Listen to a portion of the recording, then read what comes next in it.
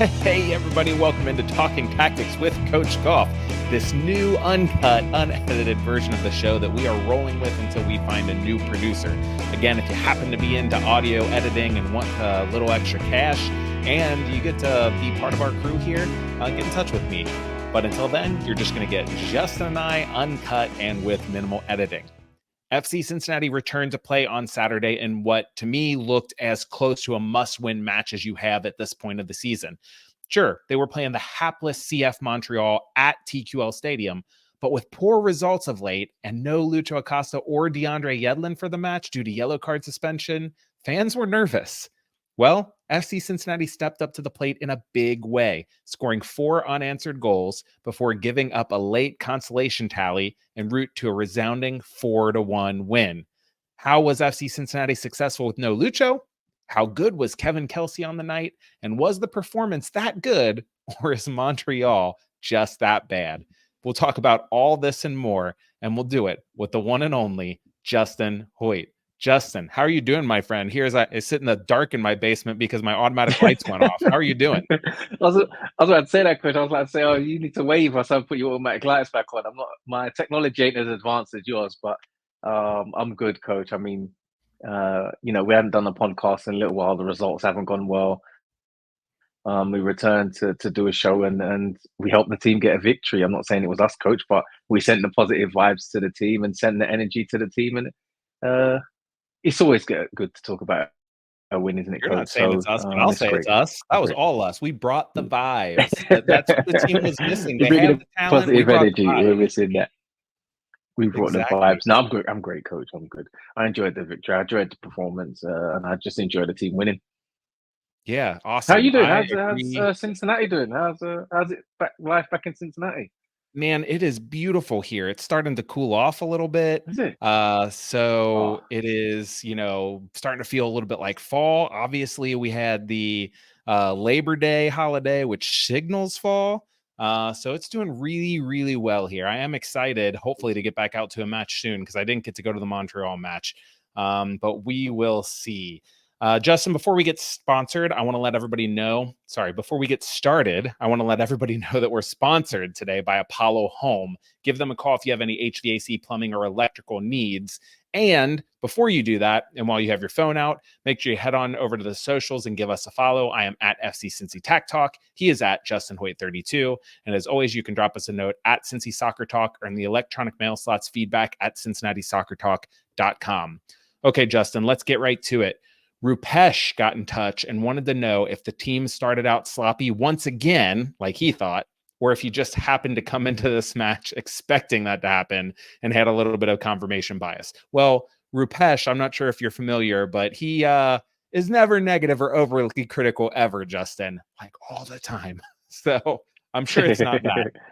But what did you make of their early match, the intensity and performance? We talked about last week with the slow starts. Was this another one, or did the team come out ready to go? I thought the team come out ready to go. I felt they had a bit more intensity. It seemed like they had a bit more life to them, a bit more urgency. And for me, what it was, Coach, and I'll be honest, I felt like the players were playing in their natural positions. And I felt that kind of helped to start the game and help the team settle in. Against Montreal, you're not too sure what you're going to get. Yes, they're not doing very well, but I guess you've still got to beat what's in front of you. And I feel at the start of this game, well, I felt that it was a lot more positive than it has been in recent weeks. That's for sure. How do you see it as your? I agree completely. Your coach has said, how do you see that? I agree completely. And you hit the nail on the head with the natural positions. We saw a few loose touches, but not that many. And that's really normal, right? I think Kubo dropped in deep on the left and had a poor touch that he played early, like 5 minutes in, right out of bounds. Buka had a really poor turnover trying to fit the ball through a tight window into Obi in like the 10th minute that could have led to a transition opportunity. But overall, I was really happy with the intensity to start the match. defensively, I thought there was really good pressure and really good tracking back. It seemed to me like there were a good number of fouls against FC Cincinnati, like on when they would try to break out Montreal would, and somebody like Chidozie or Alvis Powell would stick a foot in, which I think is a good sign early in a game, as long as they're not like overly aggressive fouls. I think we can count this as a good start, Justin. Talk about that defensive work rate, though, in defensive transition. I loved that, not just to start the match, but kind of throughout. Every time there was a turnover, it seems like the center backs, all they had to do was stop that momentum of Montreal streaming forward, and somebody was going to be running from the offensive half to get a toe on the ball or bump somebody off the ball. I noticed this so much this match, Justin. I wanted to ask you, do you think that was different this match, or did it just look better because Montreal didn't go forward as well as some of the teams that we've played recently? I mean, you can look at it and say Montreal didn't go forward in an effective way to cause Cincinnati trouble.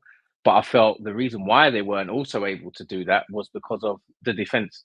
And then, the second pressure. And I felt the way the recovery runs that, defenders were able to hold up, and the recovery runs of the midfielders or, other defenders tracking back and making tackles in the right time, in the right situations, and getting little flicks, knocking the ball away. I felt that really helped the team. And you could really see that, even if it's Montreal, that it was a lot better than it has been in recent weeks. And, if they can take that now into the next few games, you're going to win more than you lose. We've watched games recently, even not this game, but week before, coach, and we didn't see that. But now we saw that in this game, and it's great to see. And that's the intensity that the team has to bring. And that's the defensive mindset that we're used to, and that got us the amount of wins last season and got us the Supporters' Shield for sure. Yeah, and it wasn't just Obi who we've come to expect that from. We saw that from Buka, from Powell on the outside. Even like Kubo and Nico had a few chances where they did that. Just guys streaming back to get a toe on the ball. There was one moment I thought that defensive transition wasn't good enough, that effort, and we'll talk about that because it ended up being Montreal's goal. But we'll get to that at the end. Before that, I want to talk about At Sand Soccer got in touch, Justin, and they thought FCC played differently than how they usually play when Lucho is on the pitch. And they want to know if this is a problem that FC Cincinnati has to adjust tactics without a star player. And then Mike Prentice got in touch and wanted to know our thoughts on that sword formation and whether it worked because Montreal wasn't a good team or whether it worked because it worked. With no Lucho, FCC lined up nominally in that sword formation, that 3-4-2-1 with two players underneath that lone striker, Justin. But really, I think that's just kind of like how when the roster release it was listed, because when you have Kubo and Nico as the two double tens under there, both of them play forward more often than play 10. Obviously, Kubo kind of plays everywhere. You could even make an argument that it's a 3-4-1-2 with Kubo as the 10, occasionally getting forward as Lucho does. Or even a 3-4-3, really, because we've seen times where Kubo got forward, Nico got forward, Kevin Kelsy was dropping in at times. All three of those players basically were able to drop in and get forward. So I want to talk about that, like how the team played and what they were trying to do with no Lucho to rely on. First and foremost, Justin, we've talked about it a little bit before, but I always love to hear you talk about it as a defender who's been on the pitch. How hard is it to defend against three guys up top, all of whom are willing to drop into the midfield and link up play, and all of whom are willing to run in behind you and try to get on the ball deep in your area? I'd say it's terrible for defenders. And why I say that is because 1 minute you don't know you're set, and then you don't know if they're going to run in behind.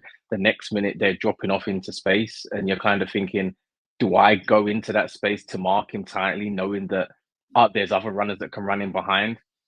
Do I pass him on to then try and take someone else and cover my space?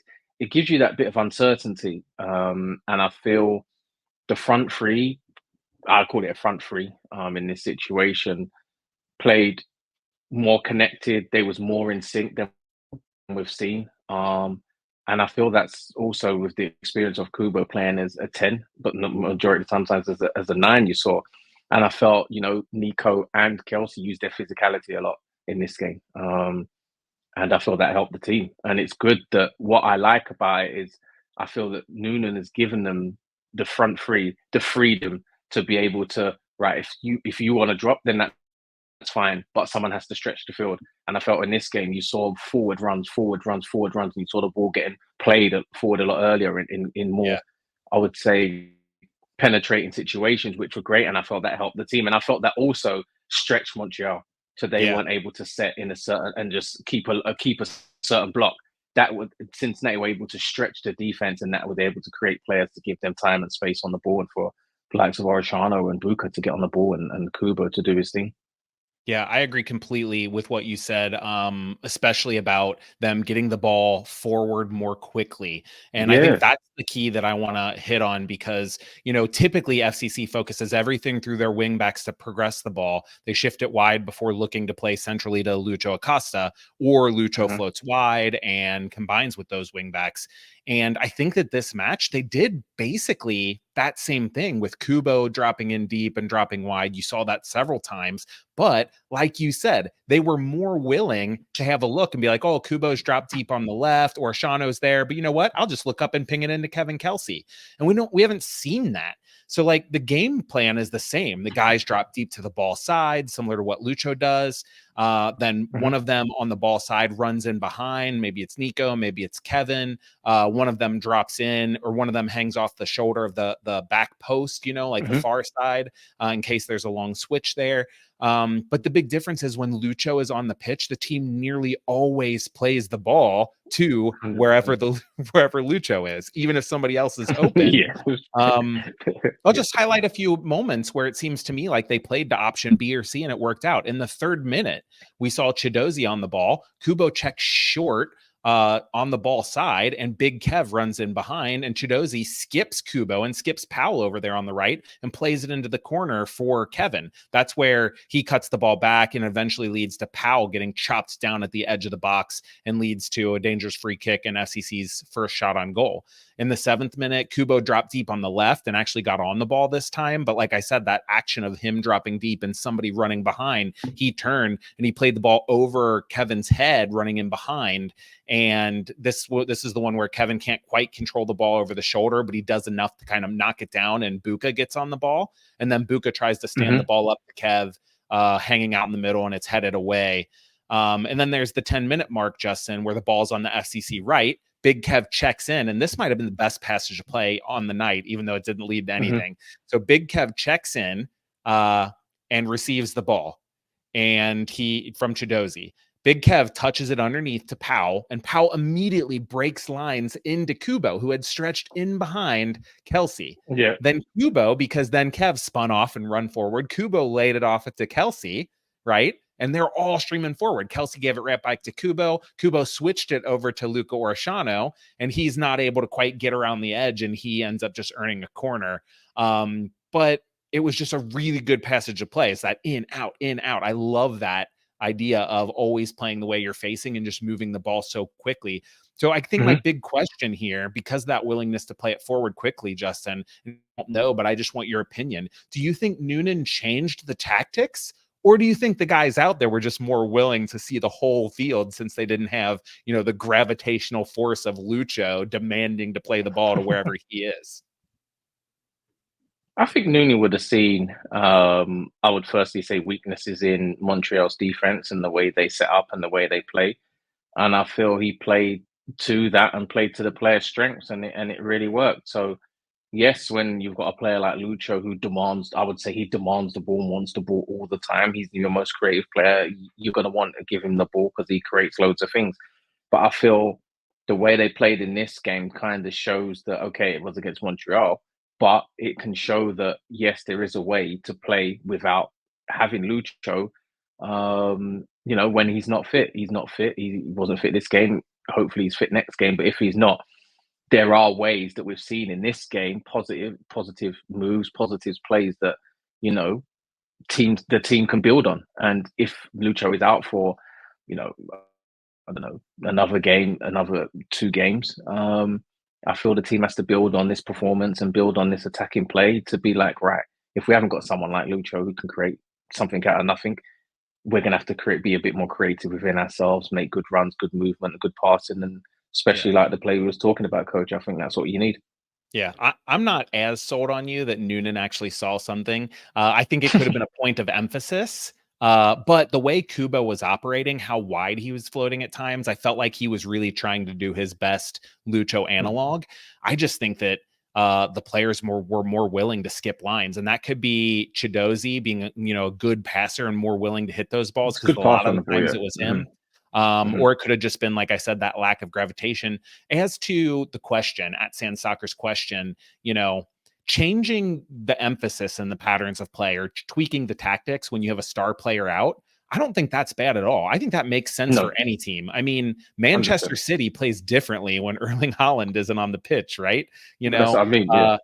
Arsenal plays differently when they don't have, Saka on the pitch or something. Like those teams, their superstars hold a lot of weight and they want to get them the ball. So they change a little bit, but here's the question that I really want to know from you, what you think.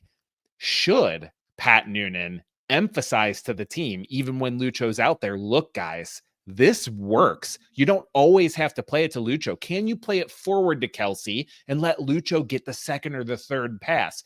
And if Noonan were to emphasize that, do you think that the players would even listen, or does Lucho hold such weight on this team they're just always going to play it to him or to where he is on the pitch anyway? I feel it's a different way of attack, isn't it? As we know, teams will man mark Lucho, will play close attention to him. So I feel that, yes, this is another way of playing, and you're going to be like, right, if he's man marked, this is an option. This is what we can do.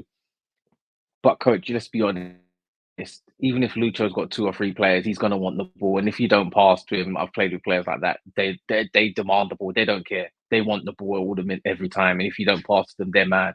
But no, I still feel that this is an option that they can use if Lucho's being man-marked heavily. And in a way, Coach, if they're not getting joy going through Lucho, the playmaker who's might be not on his game, or the game might not be in his favor, they're getting him the ball, but it just might not be working. This is another option to be like, right, let's try and create something out of this. And that could free up then space for Lucho to get more space, more time on the ball. Yeah. That's now 2 ways to attack. We're not a team that's one-dimensional. We're a team that has different ways of attacking, and then teams are going to be like, right, we now need to not worry about this side of Cincinnati. We need to now worry about them splitting lines, runs forward, players running in behind. So now we're thinking, right now, this is definitely going to be a headache for us, especially like towards the end of the season, going into the playoffs, Coach. I think this is something that the team really needs to build on as another way of playing and another way of attacking. Yeah. And, we talked about the open to the show. We talked about how they started a little bit faster, and maybe because of players playing in natural positions. I think that's another part of this. DeAndre Yedlin as a right center back, he's going to be questioning, I think, those passes, splitting lines into the forward's feet a little more than he would playing wing back, because he's feeling different. Like he's one of the last lines of defense. So maybe he doesn't look up and hit that ball. Maybe he's more likely to take the easy pass to, wide to whoever's playing right wing back at the time or something, because he doesn't want to turn it over. I think when players are playing out of position, it decreases your courage, right? Your desire to try to make that, not your desire, you still want to make plays, but you're worried about screwing up because you're overthinking everything you're doing out there because it's not natural to you. So I think playing this way is better.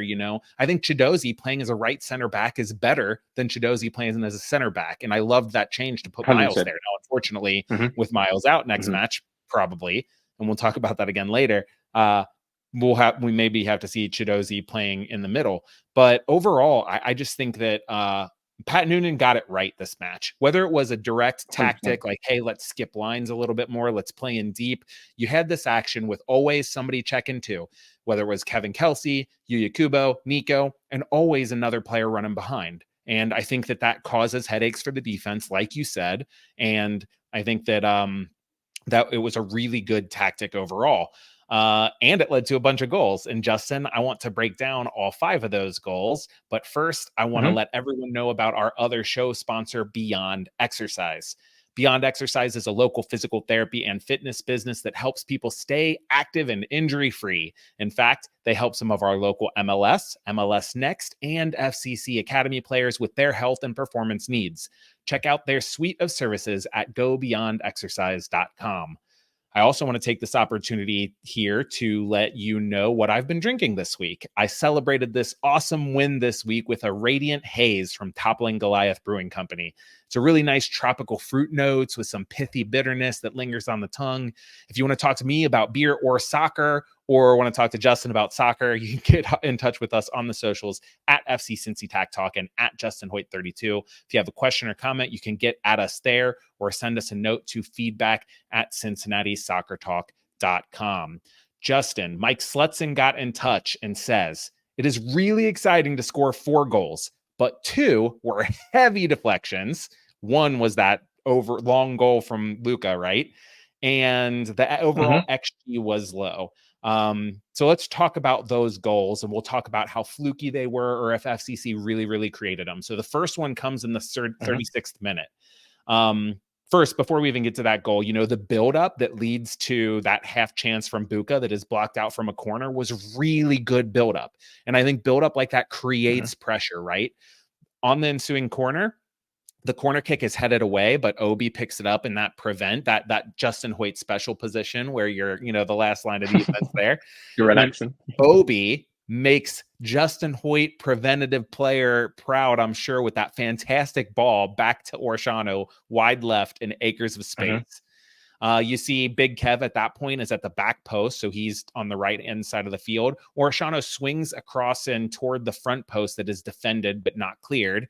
And Big Kev sees that deflection, adjusts his run to come back to the ball, takes the ball off his chest, straight into a volley, hits it really well, but there's a ton of traffic. There's a double deflection, and it ends up in the back of the net.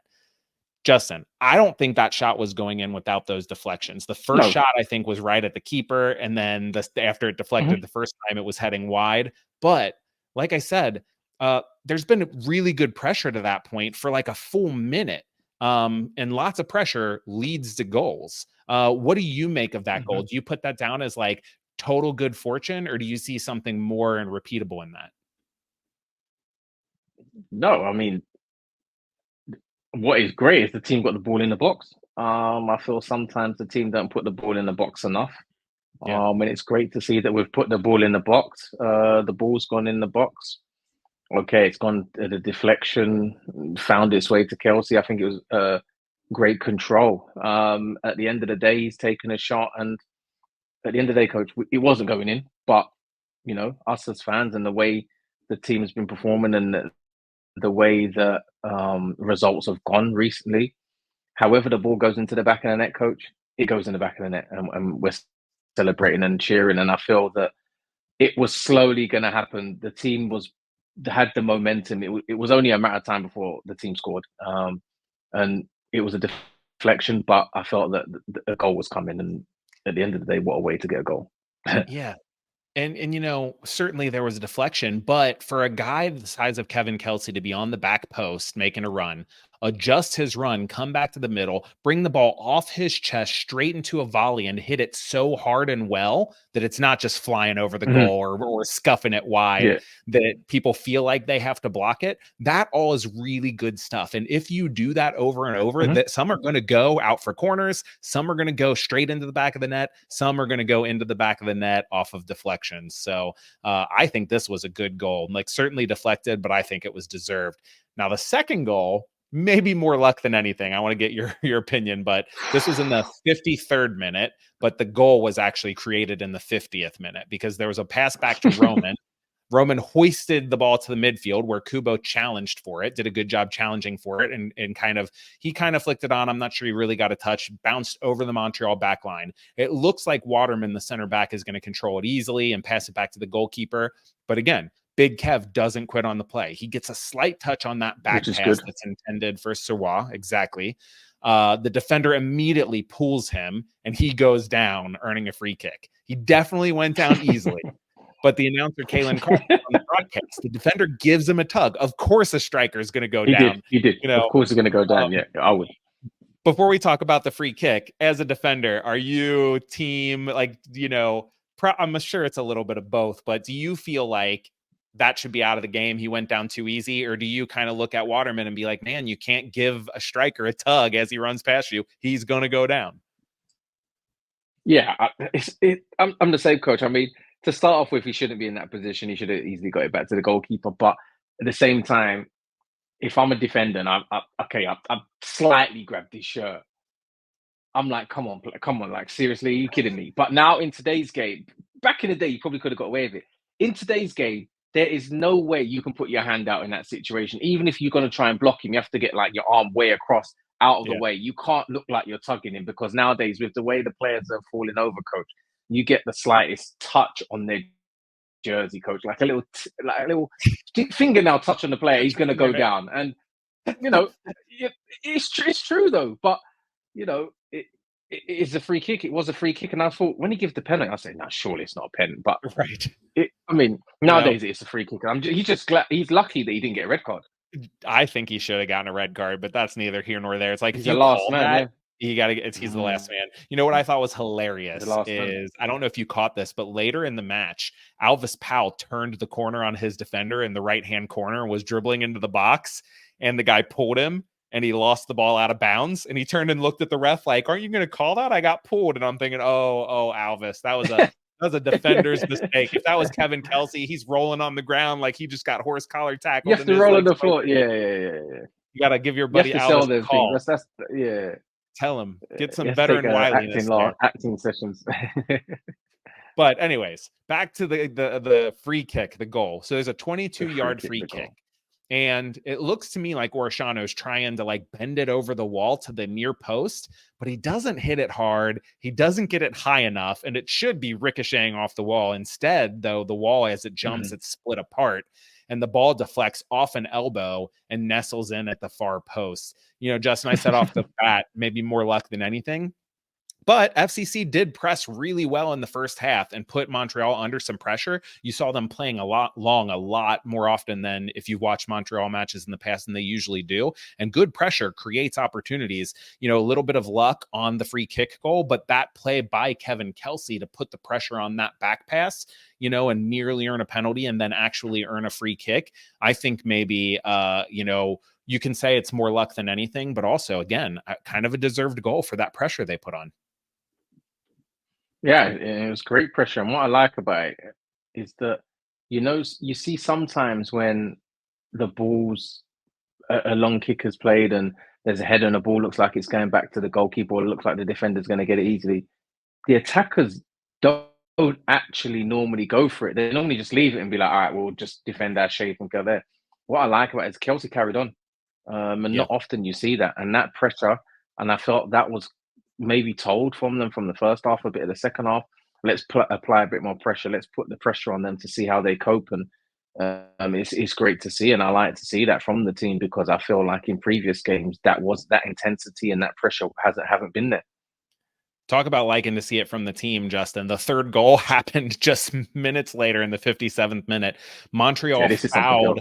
Yeah, Montreal fouled Nico Gioacchini near the Montreal bench. So in FCC's defensive half, Kev pulls the ball out of bounds, where it is, and kind of leaves it on the sideline and goes to jog away. Orishano sees the goalkeeper, Jonathan Serrois, off his line and just strolls up and drills it. FB ref has it down as a 73-yard shot. He hit it with the perfect amount of distance to just clear the goalkeeper's fingertips and drop into the back of the net. I mean, Justin, what do you even say about a goal like that? It's great vision. That's unbelievable. Great technique. Unbelievable strike. Because the way he has to hit that in a certain way for the ball to stay in that direction, and the right weight to get it over the goalkeeper's hand. It's an unbelievable goal. If that doesn't win goal of the season, there's something wrong. But Justin, great vision, great for him to spot that. I've seen players try it. I mean, I've seen Manu try it a few times, but no, that's an unbelievable. Cards on the table. Justin Hoyte, if I gave you 10 balls from that spot, no defense, no goalkeeper, how many of them are hitting the net at all? 10 out of 10. For me, coach, 10. 10. Have you ever No, I'm tried a long no, I'm shot like joking. that in a game? Do you know what you could? Do you know how you have to test yourself? Is can you hit the ball from the halfway line and hit the crossbar? I Hmm. think that's what you have to try first. And I feel if you can try that first and hit the crossbar, how many times you can hit the crossbar out of 10? If you get 0, there's no point trying for the next bit. Um, it's quite far how far he's kicked that, coach. I don't think people actually realize how far it No. is. But yeah, I would say I reckon I've got faith in myself, coach. I reckon at least six goals I would get out of that. I think, Have you ever tried? Have you ever like but then looked I'd up and definitely be seen on a a free treatment kick like table. that and tried to drill it?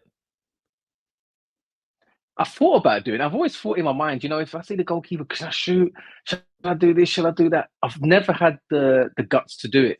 I just normally just use it to Ledesma or Kenny Walker just to try something like that. 100%. When you're playing with But I've those always guys, had that I don't thought, get but the I've chance never. a lot. Yeah, I just let them do. I let them do it because then at least if they miss, I can shout at them. If if I was the one Right. to miss or whatever, not they're going to shout at me. But no, I've never.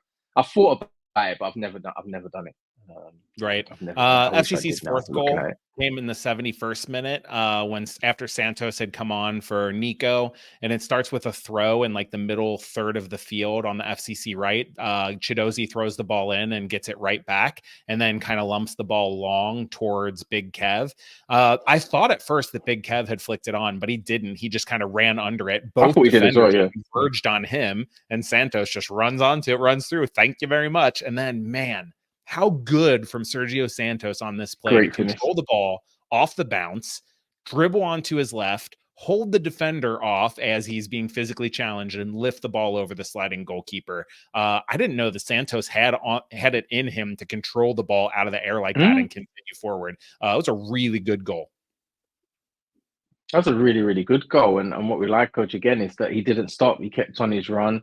Great touch, great strength, and what a finish to be able to chip it over the goalkeeper. And I like to see that from Santos, different ways of finishing, and it gives him a bit of confidence. I'd like to see more of his celebrations, but no, it's great that he's got a goal and he's got come off the bench and scored. And I feel as time goes on, if he's on the bench to have that impact coming on as a substitute and playing the way he did and getting a goal, I think that's huge.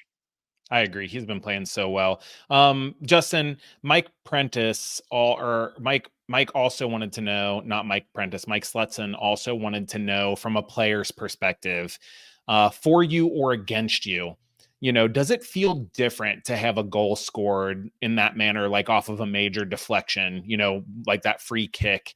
Like if you're the defender that happens against, is it kind of a consolation? Like maybe it doesn't hurt you as much because you're like, that was a lot of good fortune. Or, when it's your team, does it produce the same amount of confidence when it's a heavy deflection? Is there any change, or is it just like a goal's a goal and it hurts or it helps either way?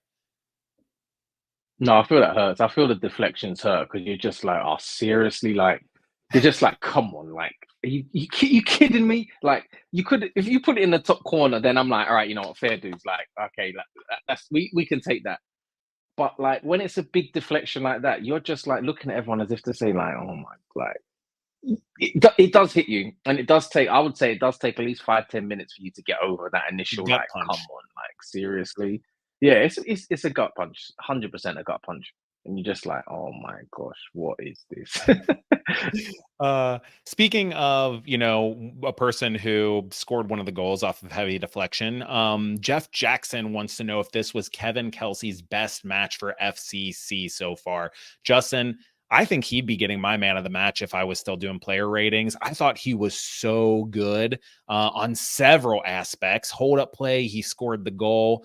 Let's first talk about his hold up play. So there's a moment in the 7th minute where Obi pings a ball from the left half space over towards the right, over Big Kev's shoulder, and he reaches out and plucks it out of the sky like he's catching an over the shoulder touchdown pass, but with his foot. And then he brings the ball in and passes it. We talked about that really sweet interchange in the 10th minute where he dropped in and there was the in out. In the 25th minute, he checks from the box to the edge of zone 14, about 10 yards outside the box, receives a pass from the right, holds off a defender, drags the ball onto his left to elude the recovering defender, and then draws a foul in a dangerous area. And then that's the one where Luca hit a great free kick that somehow the goalkeeper barely tipped up onto the bar. And then, of course, we already talked about the goal he scored. So, Justin, for you, was this Big Kev's best performance in the orange and blue so far? I'd say from what I've seen, yes, and I feel he got his confidence back. I feel like he played with a bit of freedom, and it was a great performance. I think every box going into the game. What do we want to see from him? You know, can he do this? Can he do that? I think for me, he ticked every box in this game, and a lot better than what we've seen recently from him. And I feel like he played up. If I would say play with a smile on your face, he played with a smile on his face in this game. Probably didn't, but I would say he played with a smile on his face. He looks a lot happier. And I felt the team played to his strengths, which I feel in previous games he's been playing. I feel like the game has gone by him, and that is because the team have not played to his strengths. And I felt playing in this game, they played to his strengths. That's the thing for me too, Justin, is like when I watched with this question in mind, was this his best performance? I didn't see him do anything differently than we've seen him do in the past. Like his hold-up play might have been a little bit better, but also he was getting more touches on the ball because, like you said, the team was giving him the ball. I do think not leaving him just battling center backs, but having him drop in a little bit more, whether that was on his own or whether that was a tactical change, having him drop in a little bit more and like be able to just receive the ball like that play in the 10th minute where it's one touch underneath the POW and then he's spinning off. I think that also helps him, get into a rhythm. I will also say it was definitely not perfect. He continues to leave some chances on the table because his movement isn't always great. That opening chance we talked about where Buka tried to stand the ball up to him in the box and it was headed away. I think he should have made a near post run, and instead he was hanging out in the back on the back post. There's a moment in the 17th minute when Powell is leading a break and you can see Big Kev wants the ball in behind. So he's running really hard. But as soon as he realizes he's not getting it and that Powell is getting the ball deep instead, he needs to check his run back to give himself a passing lane. Instead, he stays behind the defender. Powell cuts it in and tries to play it to him, but he's so far ahead of the ball, it's behind him. And he probably was a step offside anyway.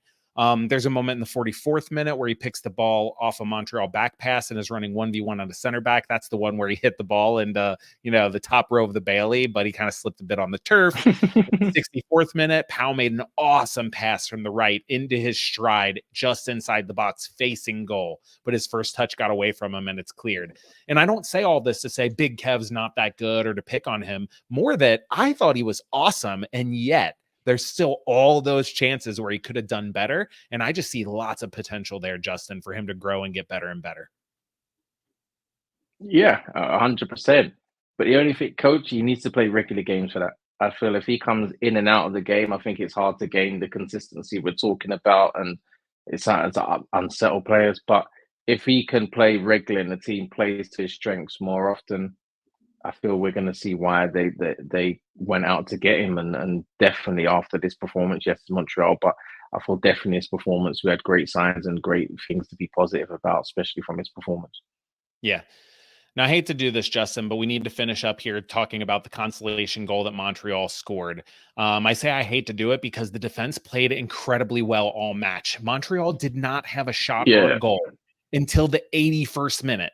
Did not have a shot off goal. Did not have a shot until the 81st minute. Unfortunately, that first shot ended up in the back of the net. It was sort of a scrappy play to start. FCC turned it over in the middle third on their left-hand side. Montreal passed the ball centrally, like kind of into the center circle, and it looked like Obi was going to win the ball. And I think you see the defense kind of relax and kind of turn off for a moment. The ball pops out to the center back, Fernando Alvarez, who all of a sudden looks up and has two runners just darting in behind the back line.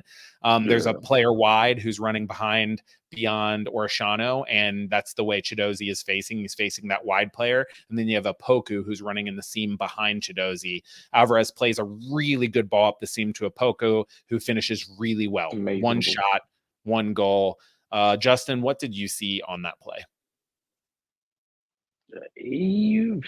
I'd say the team relaxed. I'd say the defense relaxed because they know Obi normally wins them passes. that wins them duels. He never normally loses. Normally comes out with the ball.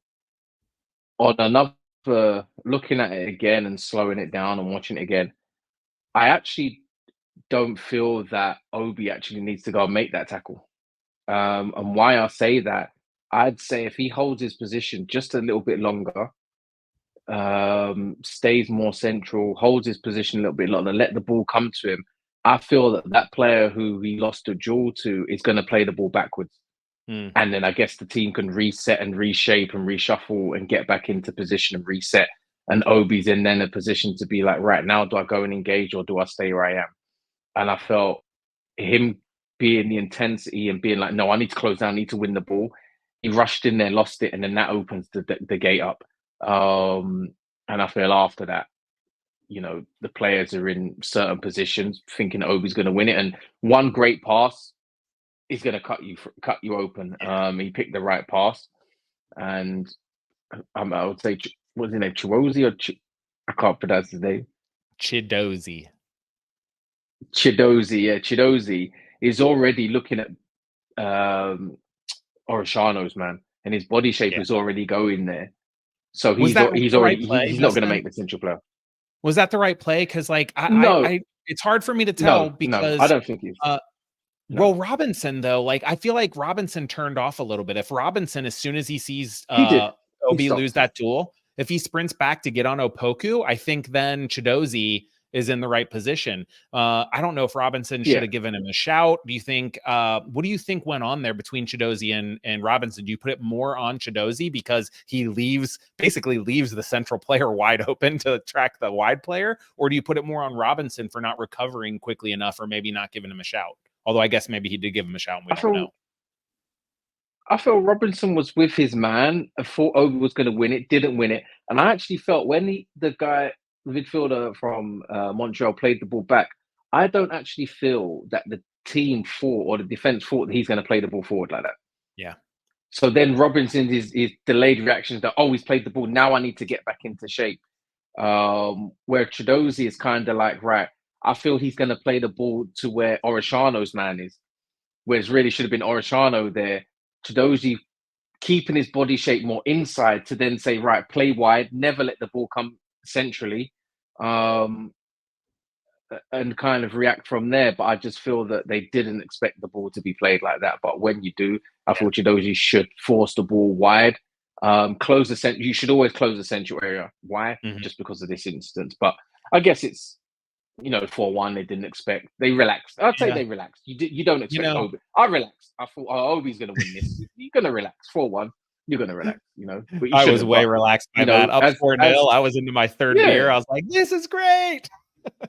This is great. Oh, it's all right. We can let one in. But I guess it's disheartening for the defense because they want to keep a clean sheet. The goalkeeper wants to keep a clean sheet. That's what I want to ask about.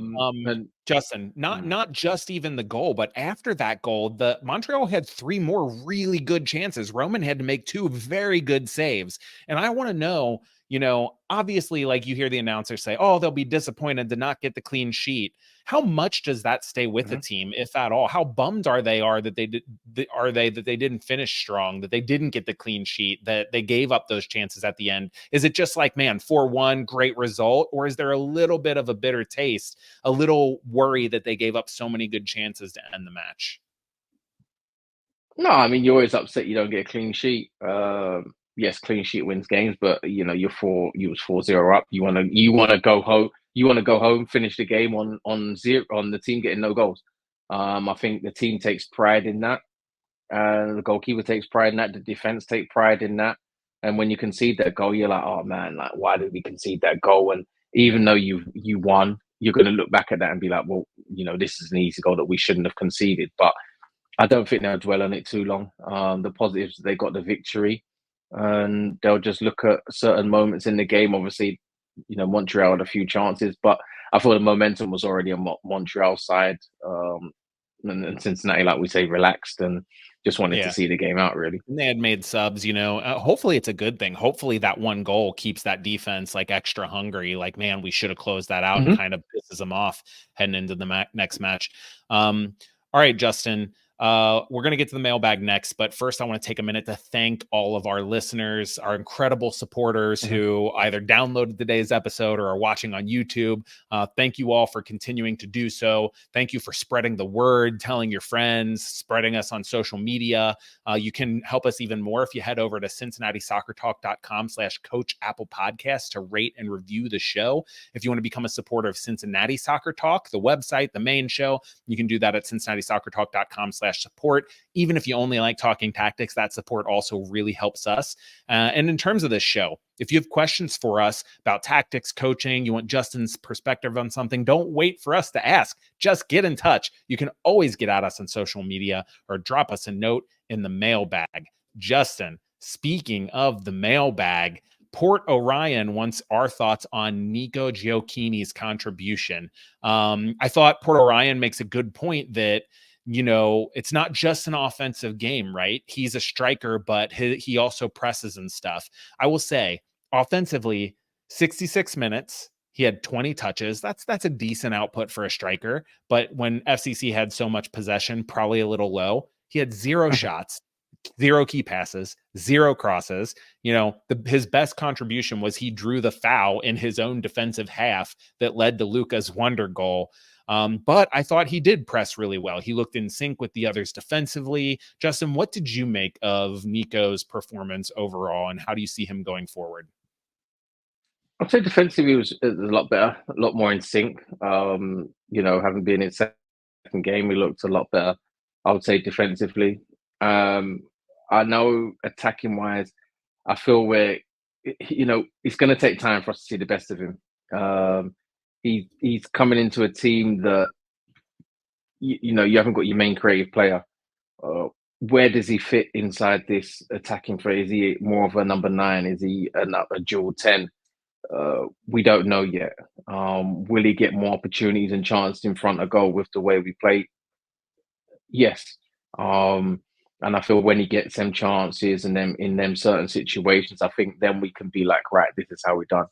But I feel defensively was good. And there's some attacking things and that I've seen that I'm feeling like, yes, he can add a lot to this team, but it's still his second game. And, you know, any new player coming into this organization, and winning organization and winning team and a team that's playing a certain way, it's hard. It's not going to be easy for him. And I just hope that when he gets his chance, he'll put it away, which he probably will. But I feel like over time, like we say, Coach, sometimes it could take players 6-7 games before we can even see the best of them. Yeah, sometimes a whole he's come season. straight in and played two games, a whole season. Sometimes, even sometimes 2 seasons. So yeah, I'd say we have to be patient with him. We have to let him find his feet. And we talk about it a lot, Coach, on this podcast about playing to his strengths. I feel that the individual players and the team need to work out very quickly what his strengths are and what he can bring to the team, just because then he's not getting judged on a certain, you know, certain performances in games. You know, but he looked like he was upset to come off, which is great. I don't like players who come off and they're not happy. He looked upset. Yeah, he's hungry, you know, and offensively, if you just watch him, you can see moments where there's like the team's not gelling. You see him and Kubo go to run into the same area on multiple occasions, and then he like stops like, oh, I should do this. And like anytime you're having to think, should I run here, as opposed to just playing, it's going to slow you down. It's going to make you overthink things. And I thought he had some nice touches. The other thing I will say about Nico is if Pat Noonan thinks that he makes this team better down the stretch, if he thinks Nico should be a starter in the playoffs, then I think you keep playing him whether he's good or not, because you play him into rhythm. You take your lumps with average or even poor performances now so you can get him humming heading into the playoffs. But speaking about whether you would start Nico or not, a bunch of people got in touch. Mike Prentice, Mark Clippinger, Bill Hardy, all wanted to know what we would do with the lineup against Columbus. Because first of all, Ian Murphy out for sure due to yellow card suspension. Miles Robinson out, probably almost for sure due to yellow card suspension. Pat Noonan referenced that they probably appeal that yellow card, but it's FC Cincinnati. So do you really expect them to win that? We don't know if Keenan Chibebe, We don't know if Teenage Hadebe, the new signing, could be there and ready for a debut. We saw London Aguedo get his MLS debut off the bench against Montreal, and even when he did that, actually, Ian Murphy slid the left wing back and nearly set up a goal and nearly scored one himself, by the way. But Justin, this match was already going to be really tough because Columbus is really good and they are flying high at the moment. And now you might have to be playing this match, even though it's at home, without two starters. Chidozie will be out there, but I don't know if he'll be on the right or in the center. Assuming that Miles is not available, who do you play back there with him? Like I said, you have Teenage, you have Kip Keller, you have London, Aguedo, but you also have some guys we've seen get spot starts there. Ian, not Ian Murphy, he's out. DeAndre Yedlin, Alvis Powell. Who would you put back there with Chidozie to try to stop that vaunted Columbus attack? You're asking me a tough question here, Coach. It is tough. I would say for a team like Columbus, I feel you have to play experienced players who know how to play against Columbus. You need good communicators. I feel like I would put Teenage in. Why I'd say that is because he's played in the MLS. He's come against Columbus. He's MLS ready. Okay, he might not be 100% settled in the team, but he's a defender.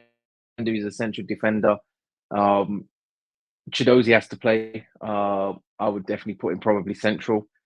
For me, looking at it, I would probably put Alves on the right and Yedlin right wing back.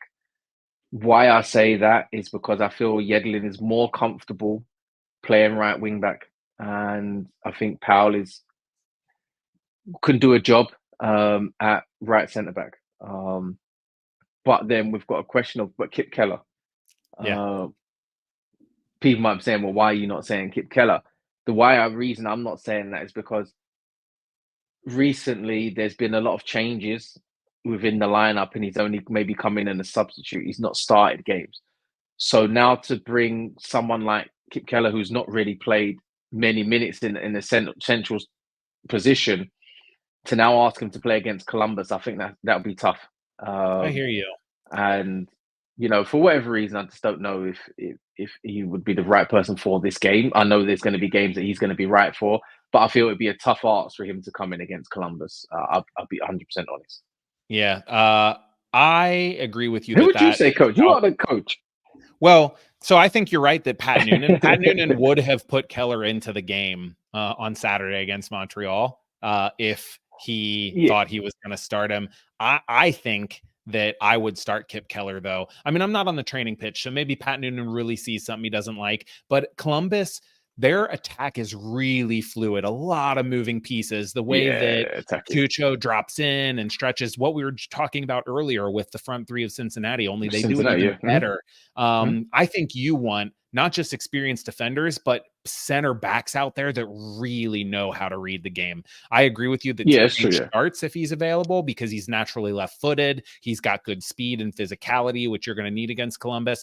I think I might consider Kip Keller out there because it allows DeAndre Yedlin to play right wing back where he's comfortable. But I don't know. What about this? Obviously, if you're starting DeAndre on the right, you're starting Luca or Shano on the left, I assume. What about up top? We saw Big Kev have what we both said is maybe his best game. But Sergio Santos has come on and played really, really well. If Lucho is back, and then you have Nico Gioacchini, if Lucho is back, either Kubo, Big Kev, or Nico needs to drop to the bench. Who are you putting to the bench, or maybe even more? And Santos, if Lucho starts at the 10, who are you starting up top? I would say they'd go for. I would say just because it's Columbus, I would say Kelsy. No, not Kelsy. Kip Keller. Yeah, Kevin Kelsy. We're talking about forwards now. You're gonna start Kip Keller at center forward. No, Kelsy. Sorry, my bad, Kelsy. This is what happens when you're not editing, Coach. I know, but speaking about the defense. Well, I think No, part of Kevin what you're getting Kelsey, I'll at, put him up Justin, top is with that Kubo this is so and confusing because it's Lucho. so difficult because this is Yeah. going to be a hard match. So I think you're hitting on how hard that is. Anyway, so you're saying Kevin Kelsy, you would start. I'll take Kevin Kelsey, yeah. I'll take Kelsey. Kubo, I think he has to get top. And, if Lucho's fit, Lucho. Why I say that is because I feel Kelsey, he adds that physicality. He's going to put his body in and around. He's going to get around. He's going to chase things down. And I feel coming off his performance in this last game, I feel you have to give him the momentum and be like, go out and do the same thing again. Yeah. And I feel he'd be up for it. And I think he can do a job. Nico, I feel he can play, but I feel we need, the experience of Kubo, Kelsey, and I would say Lucho in there. You have to, just for this Yeah. game, I would say. The only thing I will say, It's again, tough. just highlighting how hard this is one of the problems we've seen in the past when FCC has gotten beat by Columbus is how easy it's been for Columbus to bypass that first line of pressure at times. And Nico Gioacchini is a much better defensive forward than Kevin Kelsy. So if you see Nico, Kubo, and Lucho, I think it's for that reason. I think it's for, maybe bring on Big Kev in like the 60th minute and see if he can score off a set piece. But it's hard how good he played. It's hard to say like, oh yeah, we'll put him to the bench. So I think if I'm coach, I'm not playing conservatively. I'm at home. If I'm Pat Noonan, I'm rolling Big Kev out there because I'm like, we're going to score goals. We'll bring in Nico to close the game out after we're up to, so we don't give up another 2-goal lead at TQL Stadium, right? But I wouldn't be surprised if Pat Noonan goes a little more conservative and plays Nico Gioacchini to get that defensive presence. Yeah. Justin, I'm not going to make you make a score prediction for Hell is Real Derby, but I do want to end just with you because you've played. We're going to win 5-0. Talk about what training is going to be like leading up, because they get a week off here, but then coming back, what are the training sessions going to be like leading up to the Hell is Real Derby? Like tense, nervous, or like, all out heart and fire? What's training like heading into Hell is Real? I would say training is like every other game. The only difference is you're playing against a Columbus side. So I feel like you just have to defend a certain way and be able to counterattack against them and play your own game against them. But I would say you prepare like you prepare for every other game. If you start preparing differently for Columbus, like start flying into tackles, high intensity, this, that, you're going to injure your own team. I feel that you save your energy for the game at the weekend. So I feel that all that built up intention that you wanted to get out in training sessions, the extra sprints you wanted to do in training, the extra, physicality you wanted to be a bit more, you do a bit more gym to be like, yeah, right, I'm ready. I feel good. I'm ready for this game.